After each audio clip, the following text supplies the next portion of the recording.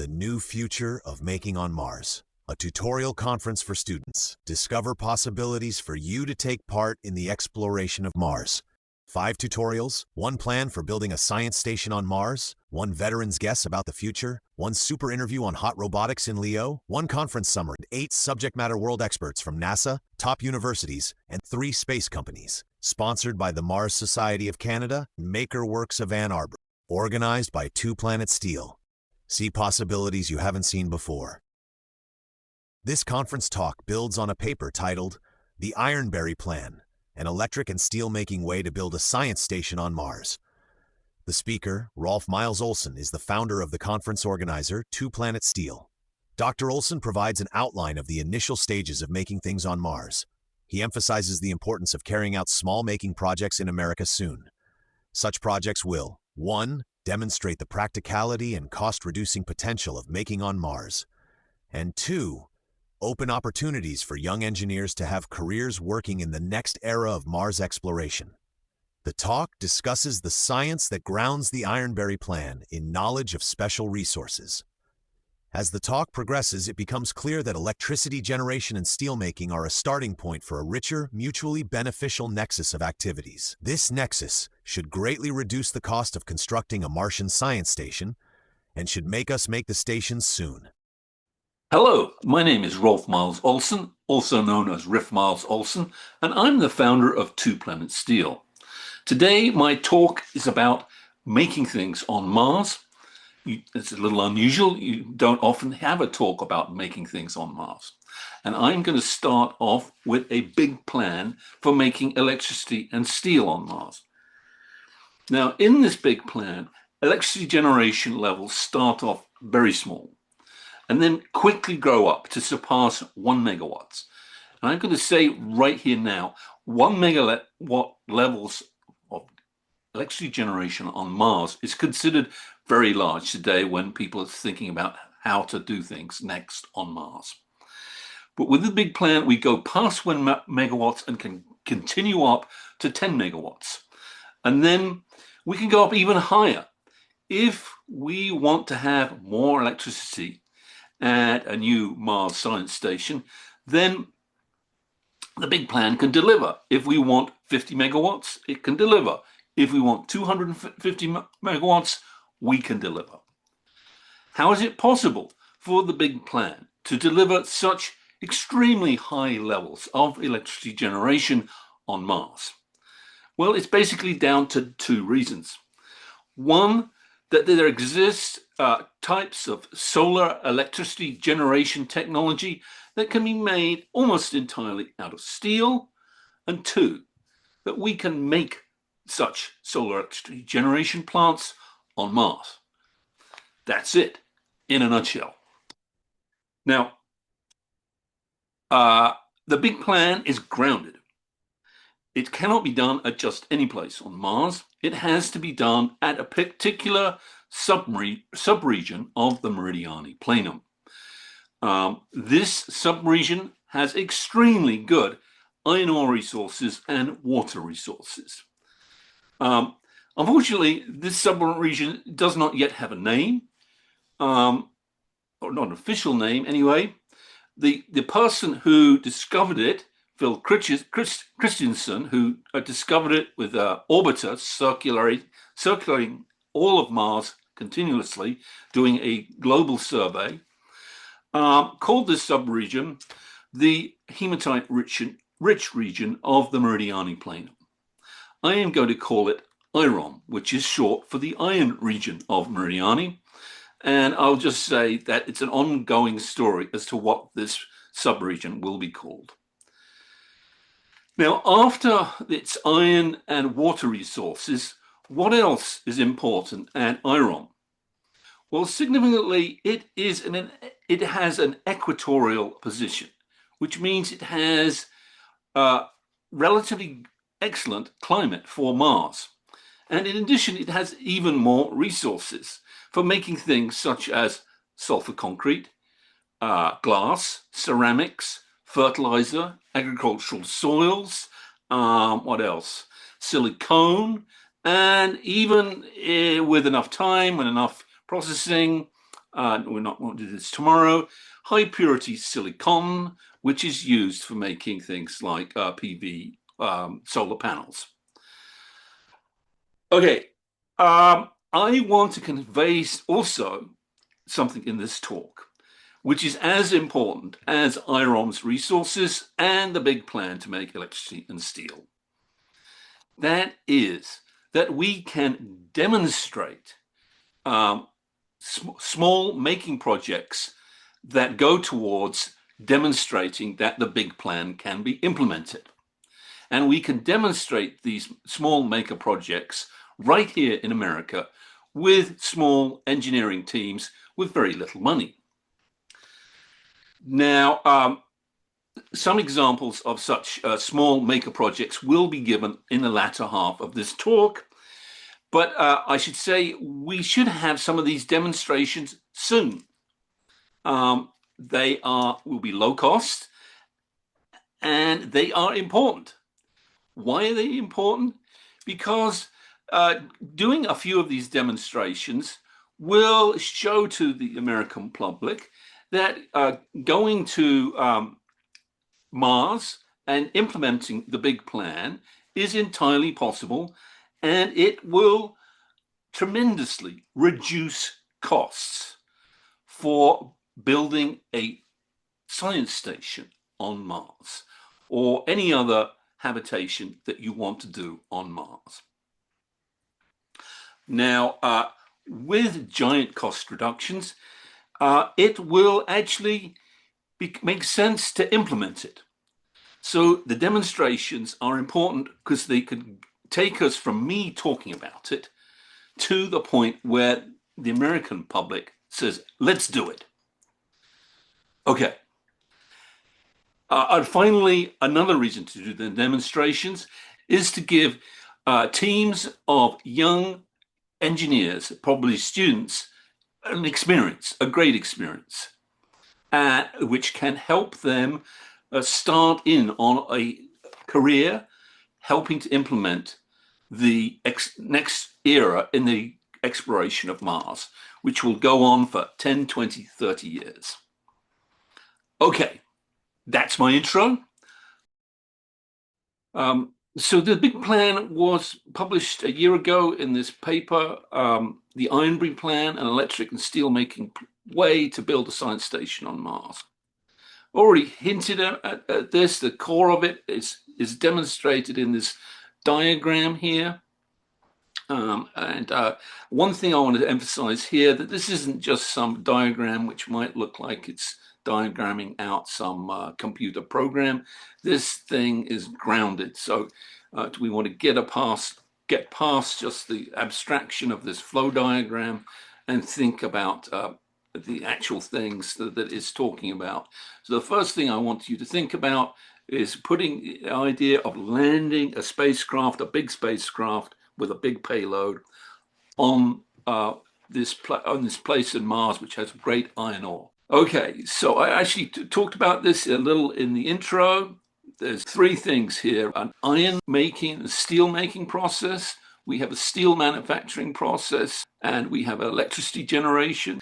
And we are going to have a loop back from the steel manufacturing, this looping here, to make back to the electricity generation. So the first things we want to make on Mars out of steel is more equipment for generating electricity.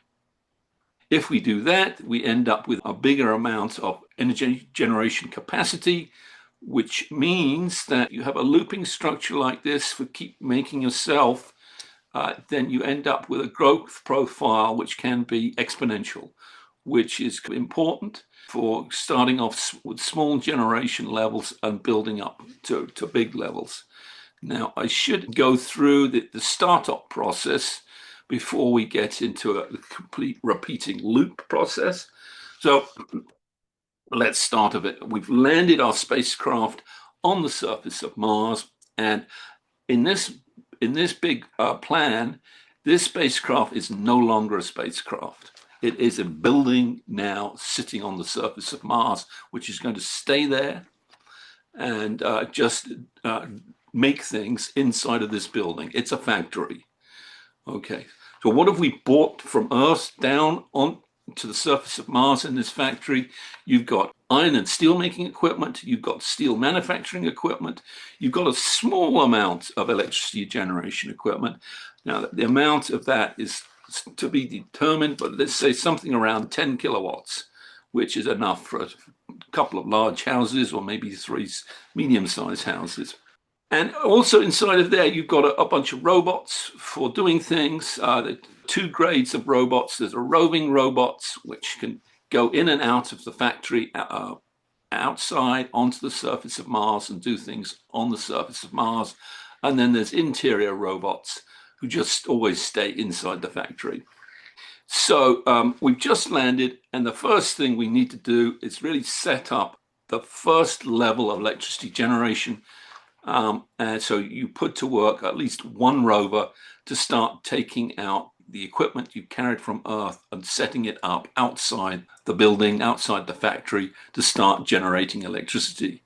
Then as the first rover keeps going, there might be enough electricity to fire up 2 rovers, and you get 2 going, and they start putting out this electricity generation a bit quicker. Maybe you get to a 3rd. Now, quite quickly, you get the whole job done in a day or 2. Now, you've got a working level of power to work with, start bootstrapping up to much higher levels. So the next thing we want to do is start pulling things into the factory, i.e. the iron ore. Pulling in the iron ore is a subject I'm going to come back to. It turns out at Iron, we're especially lucky with these Ironberry iron ores.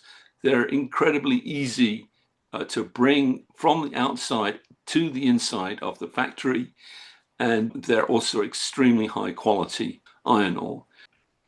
So our rover's now got a pile of Ironberries inside the factory, and that's enough to start doing some iron making. So we stop the rovers that were doing all this, the harvesting of the Ironberries, and we just now divert all of the electricity to turning the Ironberries into something called sponge iron.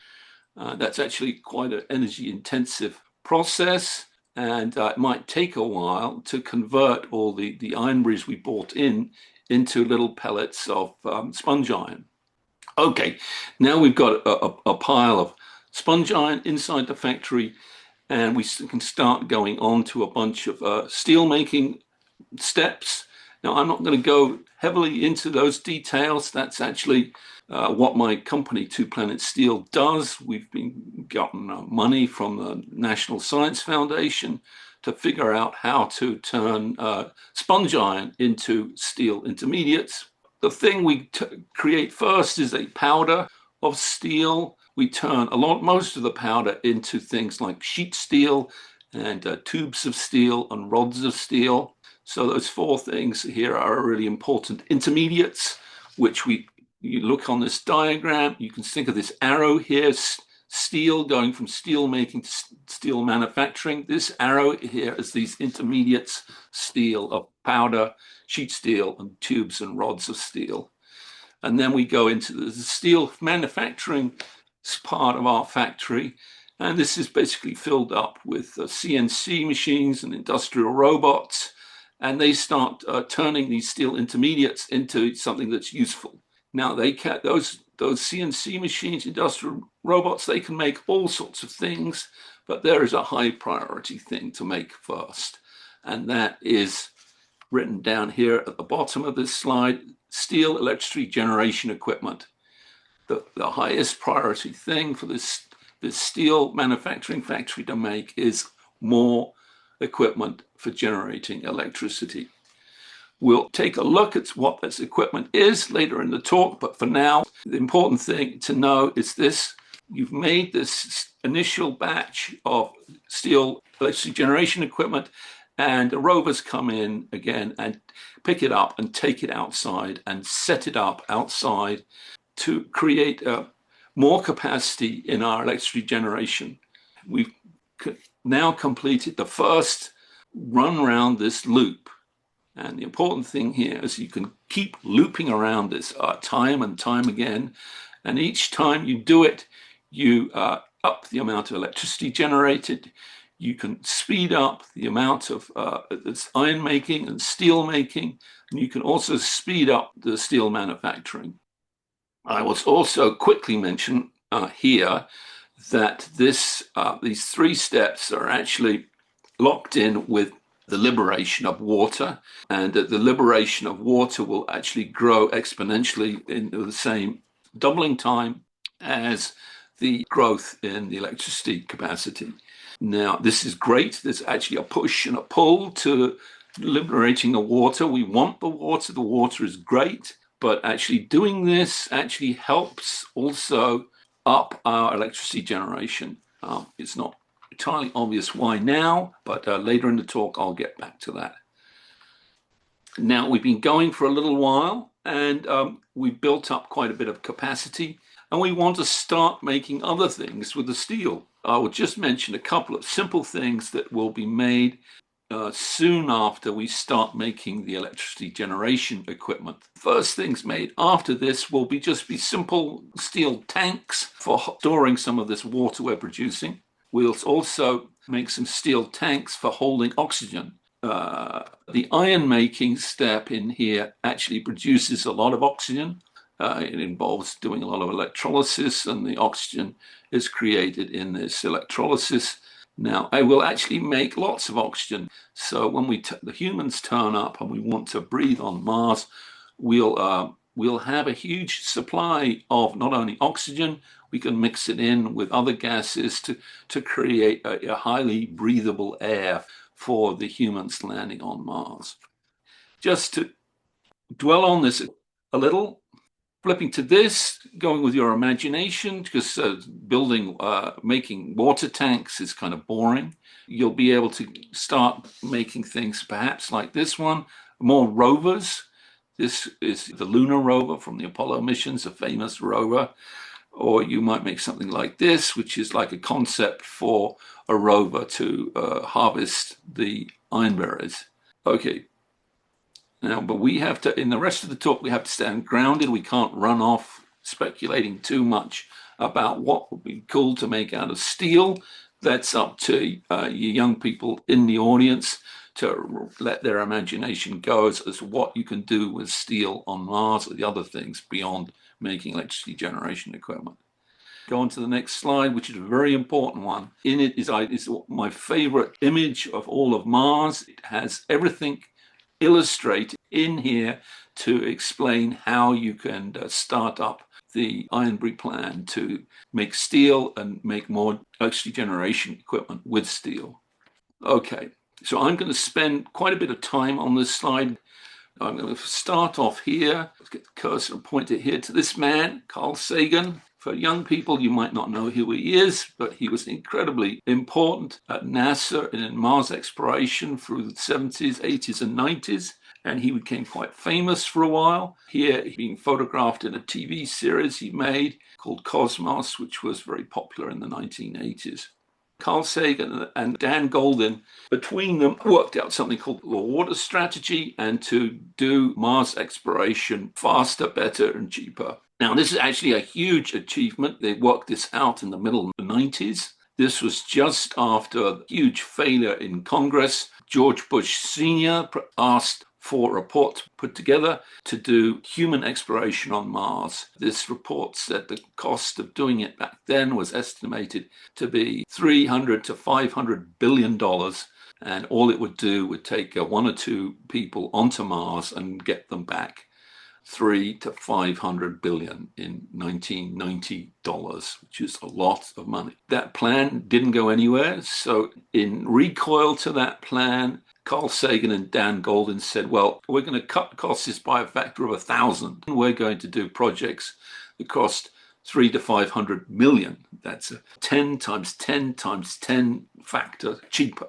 And this, lowering the cost, that was the beginning of an era of Mars exploration, and it started being implemented in the late 90s. And we're basically at the end of it now with rover Perseverance. Okay, this image itself by the PanCam on the Opportunity rover, and the man operating the thing was called Jim Bell. This is created in a mosaic operation. Jim Bell had about a couple of dozen images, which were relatively small, which he then sort of stitched together, or he says mosaiced them together into one big image. And the mosaic here is 7600 pixel across, which means there's plenty of resolution to zoom in. Let's do that. The first zoom in down here, close to where you can see that the solar panel for Opportunity. By the way, these tracks are made by the rover Opportunity. So we're going to zoom in down here to this part of the picture. And here you see actual ironberries. There are these little bluish gray things. Here they're like 2, 3, 4, 5 millimeters in diameter. As you can see, there's loads of them just lying around on the surface. And with enough data collection and thinking about it, we've worked out what the composition of these little blue-gray balls are. They're roughly 90% hematite, which is the principal iron ore, iron 3 oxide. The other thing to notice, another thing to notice here and really understand is that these balls of hematite are just lying on top of soil, rusty colored soil. The practical thing to realize here is that you can just pick these things up, these loose ironberries, and stick them into a container on a rover and take them back to the factory. These ironberries, you do not have to mine them at all. You can just harvest them. You don't have to bring out sticks of dynamite and blast rock and grind rock or anything. You can just pick these ironberries up with a simple robot arm or some kind of sweeper and put them in a container and get them to the factory. One other thing which is interest to the geologists here, how this field of ironberries exists at all. These are all loose ironberries. The ironberries all originally were embedded in pieces of rock like this one. And this little piece of rock is being weathered away. And as it erodes away, then the embedded ironberries are loosened out from the rock. And you might notice that right around this rock, there are rather more of a higher density of these ironberries right around the rock than there are over here. Okay, let's go back to the big picture. This man here, Matthew Golombek, was the one who worked out this process for how you get these large numbers of ironberries lying on the surface. It's through this double action of craters being formed by meteorites. So a meteorite comes in. This is like a really small crater, but it actually has a name. It's called Granada Crater. So a small meteorite has come in and blown out ejector. The ejector are these bits of loose rock lying around.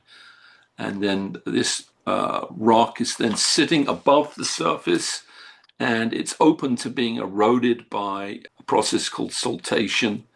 And as they erode away, then the rocks get mostly turned into dust and blown away. The dust gets blown away, but they leave behind them both the ironberries and the larger particles. And the soil, the reddish soil underneath, is the larger particles from these rocks, which were earlier rocks, which were eroded away. And then this process took a long time, billions of years, for all of these ironberries to be laid out on this upper surface.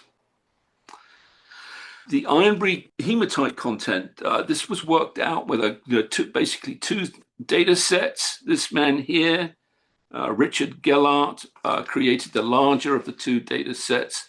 He made an instrument called the APXS, and he operated the thing while Opportunity, the rover, was sitting on Mars.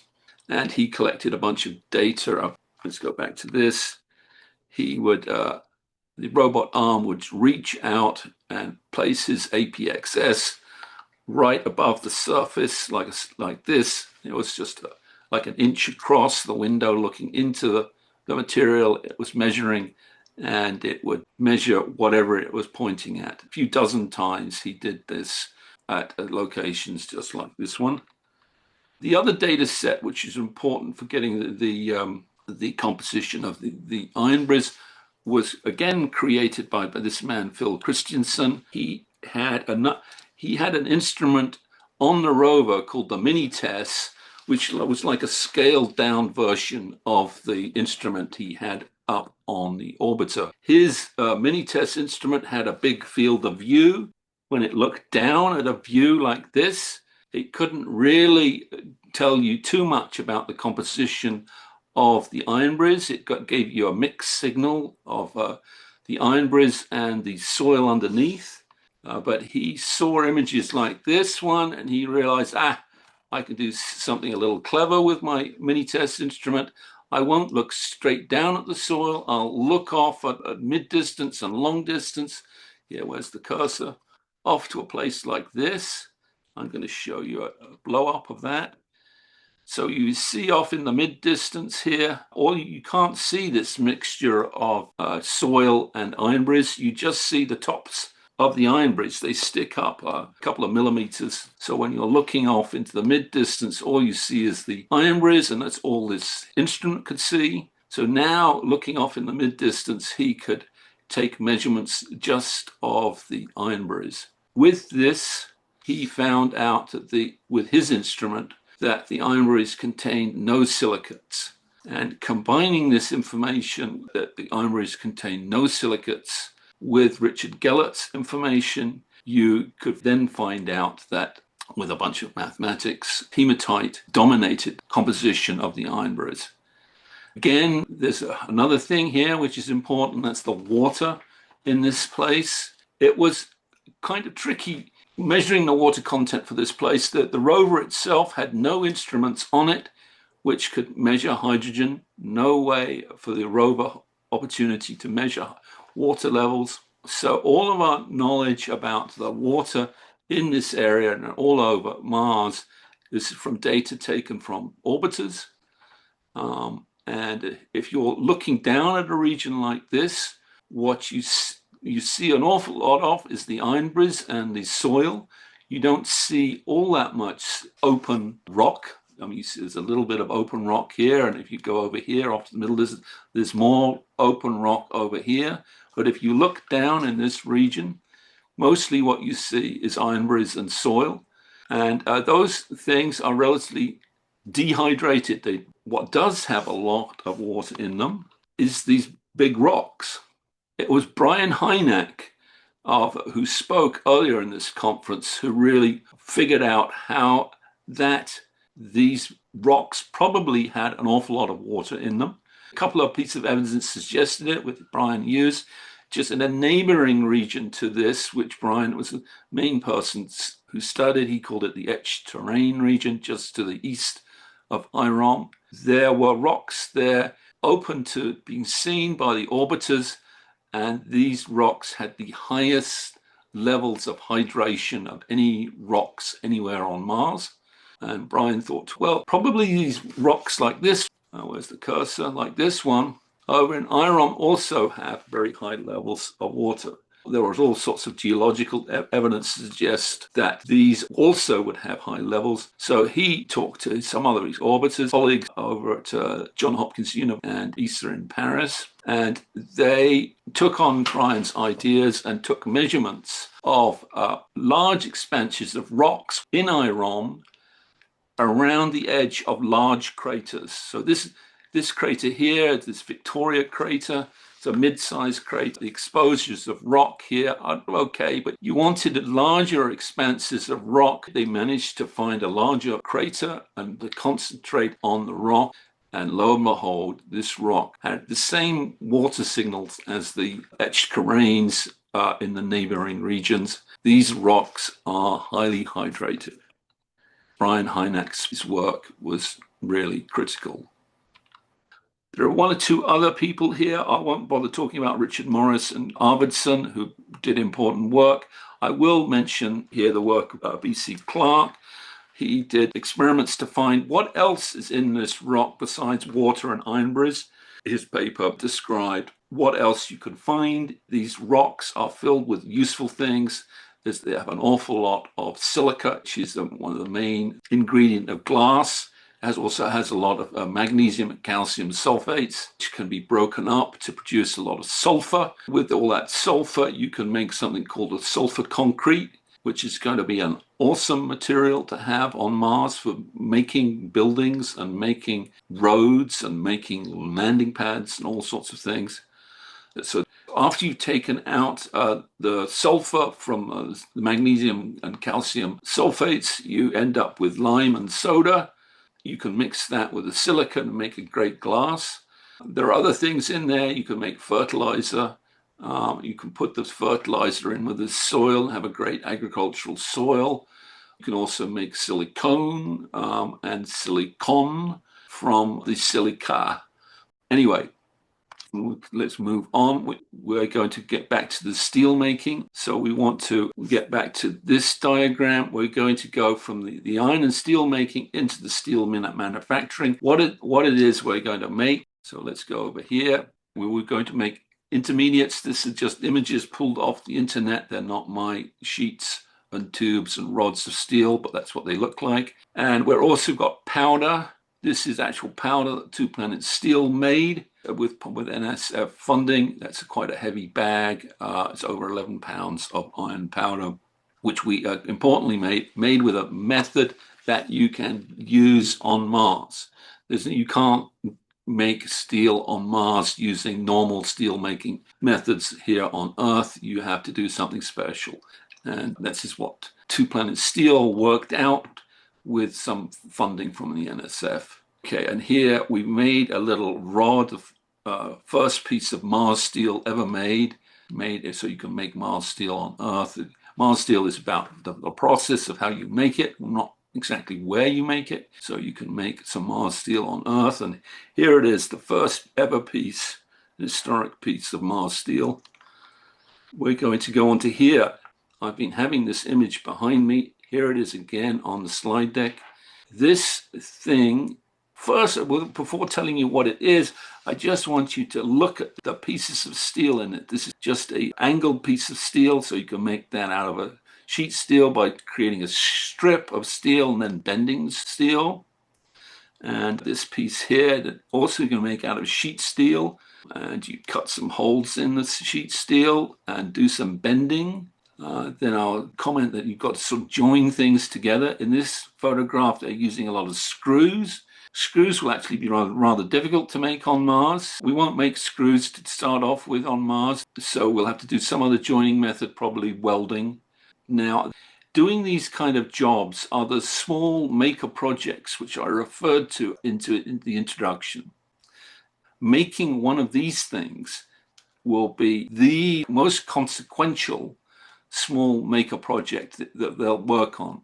What these things are is you're looking at the back side of a movable mirror. And this movable mirror is used in a solar generation plant, which we'll now look at. Okay, so here's, you see the back sides of these movable mirrors. There's many of them in this one particular solar generation plant, which is operating, which is very important. People have already worked out how to make these things. This one's in Australia. Has one or two unusual features about it.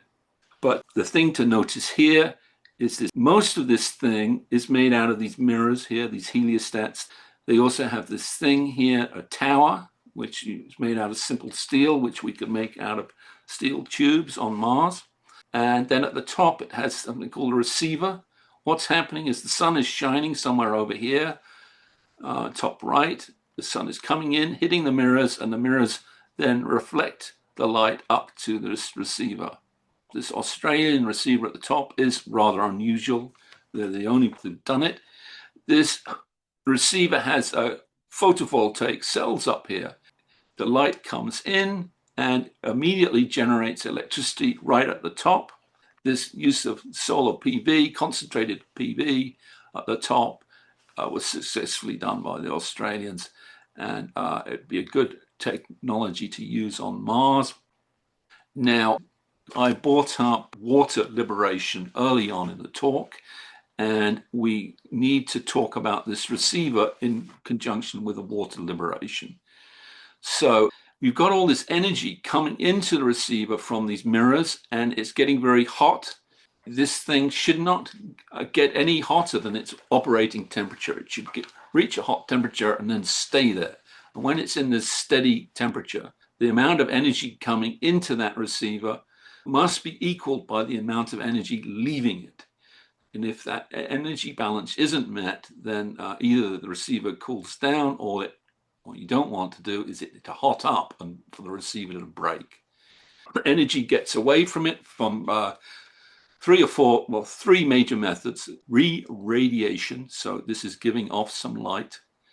There's electricity generation, that's pulling energy off this receiver. But you need a third thing. You need active thermal cooling, and you're pulling heat off the backside of this receiver.